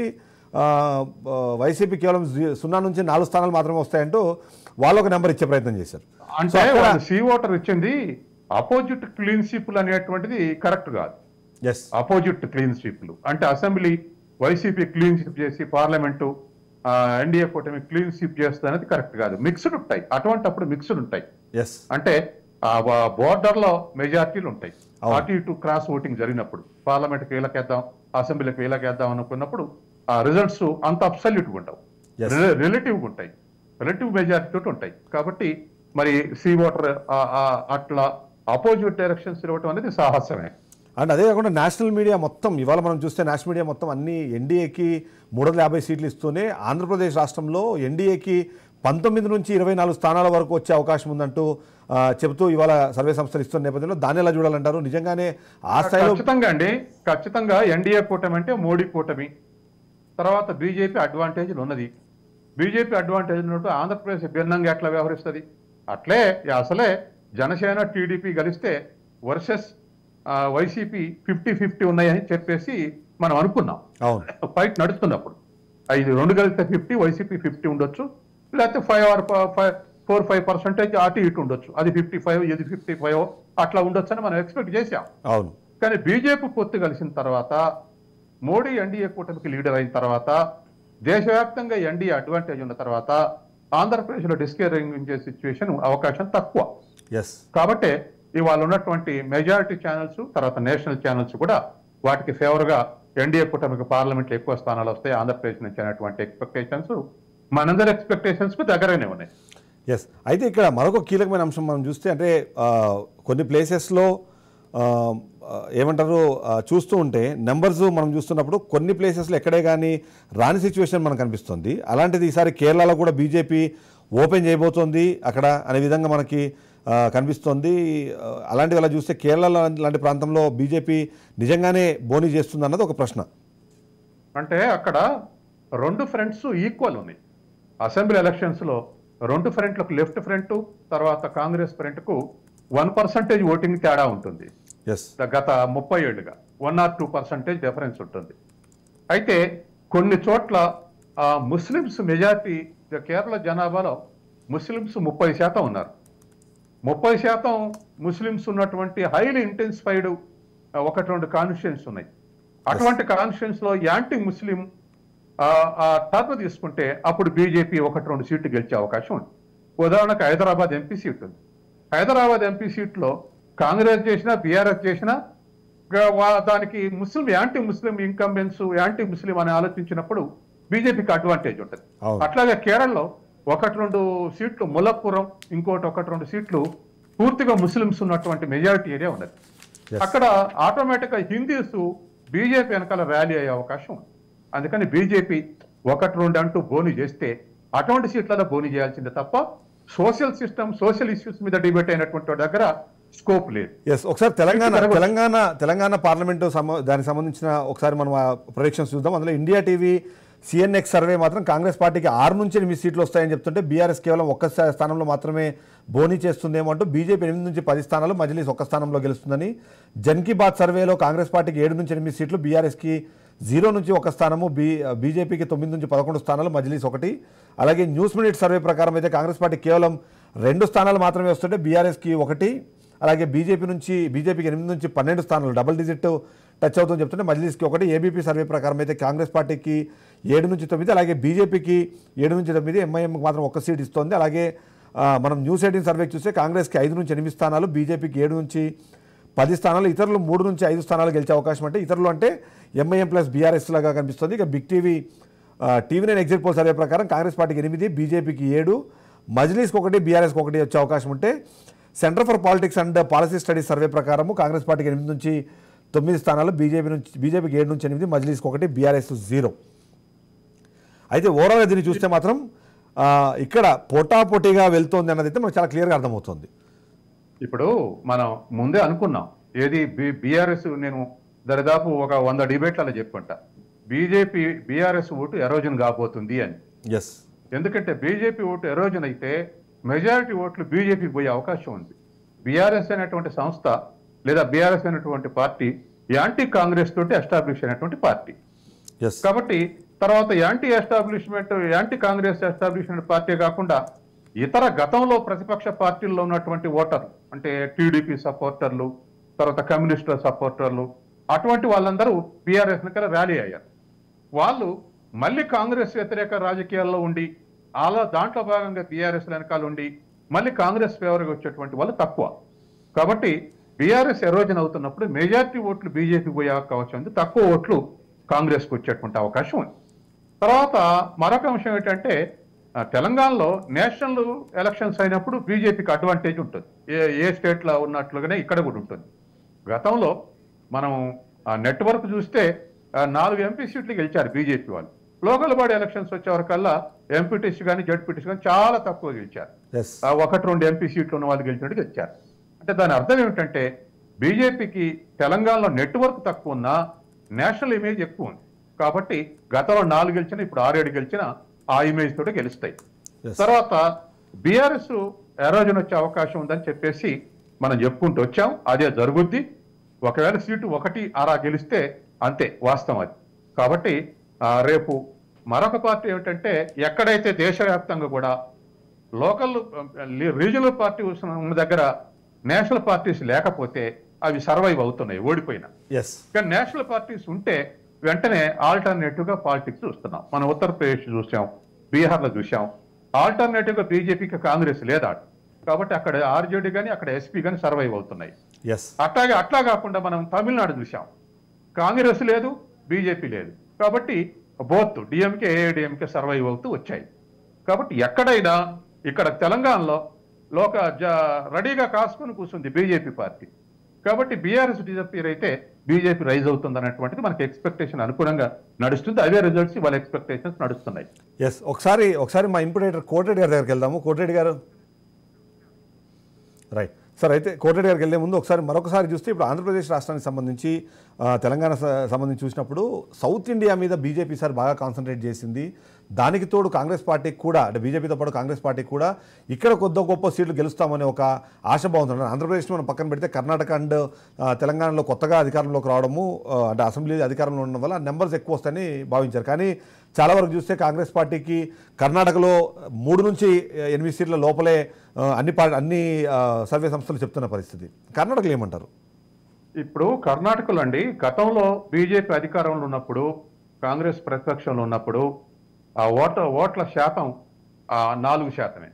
అవును. ఆ తర్వాత మళ్ళీ మొన్న ఎలక్షన్లు జరిగినప్పుడు 4% కాంగ్రెస్ కు 39 నుంచి 43 వచ్చింది. ఆ 4% ఓటింగు బీజేపీ తగ్గి రాలేదు. అవును. జేడీఎస్ నుంచి వచ్చింది ఆ 4%. జేడీఎస్ కు 4% ఓటు తగ్గితే ఆ తగ్గిన ఓట్లు బీజేపీ పోకుండా కాంగ్రెస్ కు వచ్చాయి. Yes. దాంతో కాంగ్రెస్ 39 నుంచి 43 పెరిగింది. బీజేపీ 38 దగ్గర ఆగిపోయింది. కాబట్టి అసెంబ్లీ ఎలక్షన్స్ లో గెలిచారు. ఇప్పుడు జేడీఎస్ అది కోపంలో ఉంది ఆ పార్టీ కేడర్ గాని. ఎందుకంటే కాంగ్రెస్ వల్ల మేమే నష్టపోయామనేటువంటి కోపంలో ఉంది. అది ఇప్పుడు బీజేపీకి ఉపయోగపడుతుంది. జేడీఎస్ ఓట్లు ఇన్ టోటో బీజేపీకి పార్లమెంట్ ఎలక్షన్స్ లో వచ్చే అవకాశం ఉంది. కాబట్టి జేడీఎస్ కున్నటువంటి 8-10% ఓటింగు బీజేపీకి ఉన్న 39% కలిస్తే దరిదాపు 49, 47, 48% వచ్చే అవకాశం ఉంది. కాంగ్రెస్ కు 39% ఓటింగు, మన 43% ఓటింగ్ ఉంది. అదే 43% నిలబెట్టుకుంటే కూడా కష్టమే, ఎందుకంటే జేడీఎస్ అటు షిఫ్ట్ అయింది కాబట్టి. అవును. అందుకని ఆ రిలేటివ్ స్ట్రెంత్ లో కాంగ్రెస్ కు 6-7 రావచ్చు, బీజేపీకి 20 రావచ్చు. ఎస్, ఫైనల్గా థ్యాంక్ యూ వెరీ మచ్ అండి. అంటే ఓవరాల్గా చూస్తే దేశవ్యాప్తంగా ఏం జరగబోతుంది, ఎన్డీఏ కూటమి మరొకసారి అధికారంలోకి రాబోతోంది అంటూ ఇప్పటికే సర్వే సంస్థలు చెప్తున్నాయి. కాంగ్రెస్ పార్టీ గతంతో పోలిస్తే మంచి పర్ఫార్మెన్స్ ఇచ్చినా సరే బట్ అధికారానికి చాలా దూరంలో ఆగిపోబోతోంది అన్నదైతే ఇప్పుడు ఎగ్జిట్ పోల్స్ ప్రకారం తెలుస్తుంది. ఇక ఆంధ్రప్రదేశ్ రాష్ట్రానికి సంబంధించి మా ఇన్పుట్ ఎడిటర్ కోటిరెడ్డి గారి దగ్గరికి వెళ్దాము. కోటిరెడ్డి గారు, మనం చూస్తున్నాం అంటే ఇప్పటికే ఒక్కొక్క సర్వే సంస్థ రిలీజ్ చేస్తూ వస్తుంది. బట్ అయితే ఒక పెద్ద కన్ఫ్యూజన్ అయితే ఇప్పుడు ఫైనల్గా రివీల్ అవుతోంది.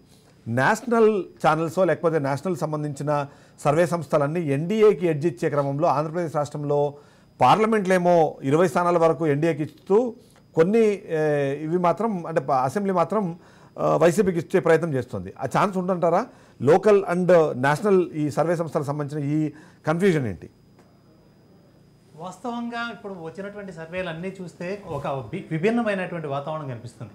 కొన్ని సర్వే సంస్థలన్నీ కూడా అంటే లోకల్గా చేసినటువంటి సర్వే సంస్థలు ఏకపక్షంగా కొన్ని సంస్థలు అటు ఎన్డీఏ కూటమికి, కొన్ని సంస్థలు వైసీపీకి అది విజయం దక్కుతుంది అని చెప్పి చాలా స్పష్టంగా చెబుతున్నాయి. అట్ ద సేమ్ టైం హోరాహోరీ పోరు ఉంటుందంటూనే ఒక స్పష్టమైనటువంటి విభజన రేఖను ఖచ్చితంగా ఆ సంస్థలన్నీ చూపిస్తూ వచ్చాయి. అయితే దీనికి భిన్నమైనటువంటి వాళ్ళు చెప్పే వాటిలో కొంత లాజిక్ కనపడుతూ ఉంటుంది. ఎట్లా అంటే ఈ అసెంబ్లీలో ఒక కూటమి వస్తుంది లేదా వైసీపీ వస్తుంది అని చెప్పినప్పుడు వాళ్ళు ఇచ్చేటువంటి పార్లమెంటు స్థానాలు కూడా ఇంచుమించు దగ్గరగా కనిపిస్తూ ఉన్నాయి. ఫర్ ఎగ్జాంపుల్ వైసీపీ అధికారంలోకి వస్తుంది, 100 స్థానాలు గెలుస్తుంది అంటే ఒక 15 నుంచి 16 పార్లమెంట్ స్థానాలు గెలిచే అవకాశం ఉంది అనేటువంటిది అంటే యావరేజ్ చూసుకున్నప్పుడు ఒక పార్లమెంటుకు 7 స్థానాలు యావరేజ్ అట్లా ఆ విధంగా కనిపిస్తూ ఉన్నాయి. కానీ నేషనల్ సంస్థలు ఇచ్చినటువంటిది ఏకపక్షంగా పూర్తిగా అంటే ఏబీపీసీ సర్వే ఇచ్చినటువంటిదే చూద్దాం. వాళ్ళు ఖచ్చితంగా అధికారం వైసీపీకి వస్తుంది అని చెప్తున్నారు అసెంబ్లీకి సంబంధించి. అయితే 0 నుంచి 4 మాత్రమే పార్లమెంట్కి గెలుస్తుంది YCP. At the same time 21 నుంచి 25 స్థానాలను వచ్చేసి కూటమి గెలుస్తుంది అని ఒక స్పష్టంగా చెప్తున్నారు. అంటే ఇంత ఓటరు ఇంత పరిణతి చెంది ఉన్నారా లేదా ఈ అంకెల గారడి కరెక్ట్గానే వర్కౌట్ అవుతుందా అనేది చెప్పలేని పరిస్థితి. ఇందులో బయాస్ ఏమన్నా ఉందా అనేది మనం ఖచ్చితంగా చెప్పలేము. కానీ క్లియర్గా చూసేట్లయితే అక్కడ ఉన్నటువంటి ఓటర్ కూడా ఈ విభజన రేఖ నేషనల్ వేయాల్సినటువంటి ఆ ఓటుని ఇంత క్రాస్ ఓటింగ్ చేసేటువంటి పరిస్థితి గతంలో కూడా చాలా సందర్భాల్లో మనం క్రాస్ ఓటింగ్కి సంబంధించినటువంటి చూసాం. కానీ అది ఒక నియోజకవర్గము కొన్ని ప్రాంతాల్లోనూ పరిమితం అయ్యేటువంటి వాతావరణం మాత్రమే ఉండేది. కానీ ఓవరాల్గా చూసినప్పుడు ఇంత రాష్ట్రంలోనే ఇంత పూర్తి విభిన్నమైనటువంటి పరిస్థితి. పార్లమెంట్కి ఒక ఓటు, ఇటు లోకల్గా ఒక ఓటు, అసెంబ్లీకి ఒక ఓటు, ఇలా విభజన రేఖ అంత క్లియర్గా వచ్చిందా అంటే ఈ సంక్షేమం కొనసాగాలి అని వైసీపీకి వేసి జాతీయ స్థాయిలో మోడీ అధికారంలో ఉండాలనేటువంటి అభిప్రాయం. కానీ విద్యాసాగర్ ఇంతకుముందు ఒక చాలా వ్యాలిడ్ పాయింట్ చెప్పారు. ఏంటంటే వీళ్ళు చూపిస్తున్న డిఫరెన్స్ ఏదైతే ఉందో 2 to 2.5% మాత్రమే డిఫరెన్స్ చూపిస్తున్నాయి చాలా వరకు సంస్థలు. ఆ 2% అనేది ప్రిడిక్ట్ చేయడం కష్టము. కానీ ఈ ఏవైతే ఎగ్జిట్ పోల్ సర్వేస్ ఇస్తున్న కంపెనీస్ ఉన్నాయి వాటి క్రెడిబిలిటీనో లేకపోతే వాటి స్టైల్ ఆఫ్ వర్కింగ్ని వాటిని కన్సిడర్ చేసినప్పుడు ఆ 2% అన్నది ప్రిడిక్ట్ చేయడం కష్టం. కాబట్టి నేషనల్ మీడియా ఎంతో కొంత ఇంకా అంటే వీటితో పోలిస్తే ప్రొఫెషనల్గా చేస్తుంది. కాబట్టి అక్కడ 20 సీట్లు వస్తున్నాయి అంటే ఇక్కడ కూటమి అధికారంలోకి వచ్చే అవకాశం ఉంది అన్నది విద్యాసాగర్ ఒక వ్యాలిడ్ పాయింట్ చెప్పారు. దాన్ని ఎంత మాత్రం చూడాలంటారు, కన్సిడర్ చేయాలంటారు? అది ఇప్పుడు అంటే అదే సంస్థలు స్థానికంగా లోకల్గా వచ్చేప్పటికీ ఎన్డీఏ కూటమి చెప్పట్లేదు. ఆ సంస్థలు ఎన్డీఏ కూటమికి సంబంధించినటువంటివి అన్ని పార్లమెంట్ స్థానాలకు వస్తున్నాయని చెప్తున్నారు. అసెంబ్లీకి వచ్చేప్పటికి వైసీపీ అధికారంలోకి వస్తుందని అంటున్నారు. అంటే దీన్ని ఓటరు అంత క్లియర్గా విభజన రేఖ గీసేంత పరిణతి ఉందా ఒకటి. రెండోది ఇందాక ఆరాం వస్తాను కానీ వీళ్ళు చెప్పినటువంటి అంటే వాళ్ళు చెప్పినవి కూడా ప్రెడిక్ట్ చేస్తాయా లేవు, రిజల్ట్ ఖచ్చితంగా అలాగే ఉంటుందని మనం చెప్పలేకపోవచ్చు. కానీ ఓవరాల్గా రెండు పార్టీల మధ్య ఉన్నటువంటి ఓటు షేర్ తేడా 2% లోపే ఉంది. గతంలో అంటే 2014లో కూడా వచ్చినటువంటి ఓటు అంటే 1% తోటే అధికారం కోల్పోయింది ఇక్కడ వైసీపీ, అదే 1% తోటే అక్కడ కూడా వచ్చింది. అయితే మహిళా ఓటర్లు ఖచ్చితంగా వైసీపీ వైపు నిలబడ్డారని వైసీపీ వర్గాలు నమ్ముతున్నాయి, ఇటు విపక్షంగా ఉన్నటువంటి ఎన్డీఏ కూటమి కూడా నమ్ముతూ ఉంది. సో మనం మొన్న పోల్ అయినటువంటి ఓట్ల పర్సెంట్ చూస్తే 4,78,000 చాలా క్లియర్ ఫిగర్ కనపడతా ఉంది అదనంగా ఓట్ చేసినటువంటిది. వీళ్ళంతా కూడా అటువైపు నిలబడేట్లయితే ఈ 2% ఖచ్చితంగా ఉండే అవకాశం ఉంటుంది. అయితే అంత మాత్రం చేత ఆ మహిళలు ఖచ్చితంగా సంక్షేమాన్ని కోరుకుంటూనే దేశ స్థాయిలో ఎన్డీఏ కూటమిని కోరుకున్నారా అంటే ఇది మనం అంత ఈజీగా అనలైజ్ చేయలేనటువంటి పరిస్థితి ఉంది. ఒక ఓటు అటు ఇటు మారిపోయినా కూడా ఫలితాలు మారిపోయేంత తీవ్రమైనటువంటి ఒత్తిడి మధ్య ఓటింగ్ జరిగింది అనేది దీనికి తోడు కన్ఫ్యూజన్ ఒకటి ఉంది అన్నది మనం జనరల్గా వినిపిస్తూ వచ్చింది. ఎందుకంటే ఒక దగ్గర సైకిల్కి వేయాలి, ఒక దగ్గర ఏమో కమలానికి వేయాలి, ఒక సైడ్ ఏమో గ్లాస్కి వేయాలి. ఇంత కన్ఫ్యూజన్ని కూడా పర్ఫెక్ట్గా జడ్జ్ చేసి అక్కడికి వెళ్ళి 21 నుంచి 25 సీట్లు వస్తాయని చెప్పేసి ఇప్పటికే అంటే సి ఓటర్ ప్రెడిక్ట్ చేసిన దాన్ని బట్టి చూస్తే అంత పర్ఫెక్ట్గా వేస్తారన్నది కూడా ఒక అనుమానం వస్తుంది. మీరేమంటారు? అది ఖచ్చితంగా ఓటరు జనరల్గా ఎందుకంటే ఇప్పుడు వైసీపీనే చూద్దాం. వైసీపీ బలమంతా కూడా రూరల్ ప్రాంతం అని ఆ పార్టీ నమ్ముతుంది. రూరల్లోనే వాళ్ళు ఎక్కువగా గెలుస్తారు కాబట్టి మనం అర్బన్ మీద కాన్సన్ట్రేట్ చేయాలని ఎన్డీఏ కూటమి ఎక్కువగా కాన్సన్ట్రేట్ చేసింది. మొన్న మాట్లాడినటువంటి మాటలు చేసినటువంటి ప్రసంగాల్లో కూడా ఎక్కువగా టార్గెట్ ఆ రెండు వర్గాలు ఖచ్చితంగా విభజించే చేశాయి. ఈ రూరల్ ఓటరు అంత క్లియర్గా అంటే ఇప్పుడు ఓవరాల్గా 175లో దాదాపు 117 కాన్స్టెన్సీలు రూరల్ ఏరియాలో ఉన్నాయి. ఒక 55 నుంచి 60 స్థానాల మధ్య మాత్రమే అర్బనైజ్ కాన్స్టెన్సీస్. ఇలాంటి చోట నీకు అంత ర్యాండమ్గా ఒక్కసారిగా 21-22 స్థానాలు అంటే 49.9% ఓటింగ్ వచ్చినటువంటి సందర్భంలోనే 22 సీట్లకు పరిమితమైంది వైసీపీ. ఇవాళ రెండింటి మధ్య ఓట్ షేరు ఇంచుమించు 1%, 1.5 లేదా 1.9% అని ఇప్పుడు ఆరామస్థానం చెప్పిందని మనం అది క్రైటీరియా కాకపోయినప్పటికీ ఇప్పుడు చెప్పినటువంటి విశ్లేషకులు ఒక అంచనా ప్రకారం తీసుకున్నట్లయితే రెండింటి మధ్య 2% లేదా 2.5% మాత్రమే ఉంటుంది ఓటు షేర్ అనేటువంటి తేడా అని చెప్తున్నారు. అంటే ఓవరాల్గా చూసుకున్నట్లయితే ఒక కాన్స్టెన్సీకి సంబంధించి 1,20,000, 1,50,000 ఓట్లు పోలైని అనుకుంటే 2% అంటే అది భయంకరమైన తేడా వచ్చేటువంటి పరిస్థితి చాలా ఉండదు. అంత 3,000, 4,000 ఓట్ల తేడాతోటే మొత్తం మారిపోతుంది. ఇంత క్రాస్ ఓటింగ్ చేసేసి అటు గెలిపించేటువంటి పరిస్థితులు ఉన్నాయనేది ఒక అంటే సందేహాస్పదమైనటువంటి అంశం. దీన్ని క్లియర్గా చూసినట్లయితే ఇప్పటికిప్పుడు నిర్ధారించనేది చెప్పలేం. ఎగ్జాక్ట్ పోల్స్ గా మారుతాయి దానికన్నా ఖచ్చితంగా ఎక్స్క్యూజ్ పోల్స్ లాగా మారుతాయేమో అయితే నాకు అనుమానం వస్తుంది. కన్ఫ్యూజన్ నోట్స్ గా మారిపోతున్నాయేమోనది అవకాశం కనిపిస్తుంది. ఇంకా ఇప్పుడు చేసినటువంటి ఏదో ఒక సర్వేకి సంబంధించినటువంటిది వచ్చింది, పేరు అనవసరం. వాళ్ళు ఇచ్చినటువంటిది వైసీపీకి సంబంధించి రాష్ట్రం మొత్తం మీద 14 స్థానాలు వస్తాయని చెప్పారు. 21 జనసేనకు వస్తాయి. 21కి 21 స్థానాలు జనసేన గెలుస్తుంది. 7 స్థానాలు అంటే 10 పోటీ చేసి 7 స్థానాలు బీజేపీ గెలుస్తుంది అని చెప్పారు. గెలవచ్చు, అది వేరే విషయం. కానీ నిజంగానే అలాంటి పరిస్థితి ఉందా? జిల్లాకి 1 స్థానం, ఓవరాల్గా 13 ఉమ్మడి జిల్లాలు అనుకుంటే జిల్లాకు 1 స్థానం చొప్పున మాత్రమే వైసీపీ గెలిచే అంత దారుణమైనటువంటి పరిపాలన ఉందా? నిజంగానే ఈ సర్వే కరెక్ట్గా జరిగిందా అంటే వీటి ప్రామాణికతను అనుమానించే స్థితికి 1-2 సర్వేలు తీసుకు ఖచ్చితంగా నేను కూడా చూసాను. దాన్ని చూసి నవ్వుకున్న వాస్తవానికి. అంటే ఏ పార్టీ అయినా సరే 100% రిజల్ట్ సాధించాలి అంటే అది చాలా కష్టసాధ్యమైన విషయం. 14 సీట్లకి వైసీపీ పరిమితం అవుతుందని ఒకటైతే 21 జనసేన గెలుస్తుంది అన్నది కూడా కొద్దిగా నమ్మశక్యంగా లేదన్నట్టు అనిపించింది మీరు అన్నట్టు. అదే ర్యాండమ్గా చూసి నిజంగానే ఒక అద్భుతమైనటువంటి ల్యాండ్ స్లైడ్ విక్టరీ నాకు సాధించామని చెప్పి జగన్మోహన్ రెడ్డి చెప్పిన రోజు కూడా 23+1 అంటే జనసేన కూడా వచ్చిన వెళ్తే 24 స్థానాలు ఆ పార్టీ గెలిచింది గత ఎన్నికల్లో. సో అన్ని ఫ్యాక్టర్స్ పనిచేసిన తర్వాత చేసిన తర్వాత ఈ రోజున 14 స్థానాలకే పరిమితం అవుతుంది అంటే ఈ సర్వే ప్రామాణికతను నేను అనేది వాళ్ళు చేసినటువంటి శాంపులింగ్ ఎంత తీసుకున్నారు, ఏ క్వశ్చన్ తీసుకున్నారు, ఏ వర్గాలను తీసుకున్నారు, విద్యార్థులను తీసుకున్నారా, వ్యవసాయదారులను తీసుకున్నారా, కూలీలను తీసుకున్నారా, లేదా సంక్షేమ పథకాలు అందుకుంటున్నటువంటి లబ్ధిదారులను తీసుకున్నారా, కేవలం ఒక పార్టీ కార్యకర్తలు తీసుకున్నారు లేకుండా ఇంట్లో కూర్చొని రాసినట్టు కనిపిస్తా ఉంది. ఒక పార్టీ కార్యకర్తలు మాత్రమే తీసుకున్నారు ఒక అనుమానం.